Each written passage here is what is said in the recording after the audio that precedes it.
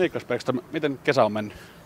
Hyvin se on mennyt tässä harjoitellessa ja yrittänyt levätä ja nähnyt ystäviä, perhettä. Että ihan normaali kesä ollut, että ei voi valittaa. Sitten on nähty jo jäälläkin täällä Myyrmäessä, niin paikat on vissiin ihan kunnossa. Ihan hyvältä vaikuttaa. Tietenkin tässä muutama viikko on ollut jäällä, että tietenkin vähän sopeutumista on vielä tuohon jääharjoitteluun. Kaikki on tähän asti mennyt hyvin ja hauskaa ollut jäällä ja hyvä porukka kasassa, niin mikäs siinä?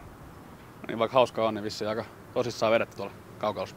Kyllähän se aika tosissaan. Varsinkin kun pelataan, niin kyllä siinä on laji kuin laji, niin et sä halua hävitä sitä. Kyllä siinä on aina voitotahtoa kaikilla, niin mikä on ihan hyvä ja niinhän se pitää ollakin, että tosissaan vedetään, mutta ei ihan totisesti. Täällä on tuolla ringissä ainakin yksi uusi kaveri, Granlundin Mikke, joka tuli teidän organisaatioon ensi kaudeksi. Millä mielessä olet Miken menoa katsellut?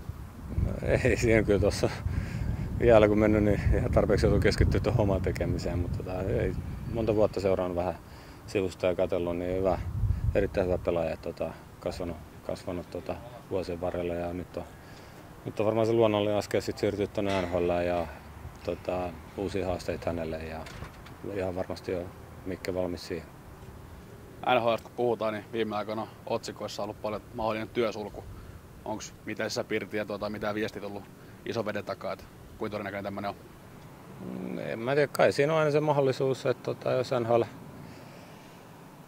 omistajat ja komissionääri ilmoittaa, että he sulkee pelaajat pois työaikapaikalta, jos ei ole uutta työehtosopimusta, niin totta kai se on aina mahdollista. Mutta kyllä mä uskon, että tässä on reilu kuukausi aikaa ja neuvottelut on edelleen hyvin ja pelaajat antoi eilen tiistaina erittäin hyvän ehdotuksen.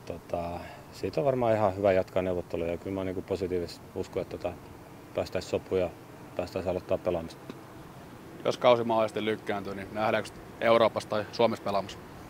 No, se on vähän auki vielä, että en mä sitä vielä miettinyt. Et tietenkin sä haluat pelata. Et siinä on varmaan monta asiaa, mitä pitää miettiä ja käydä läpi. Ja tietenkin se, että löytyykö maalivälille paikkoja. Mutta en ole varmaan itse niin pitkälle vielä päässyt.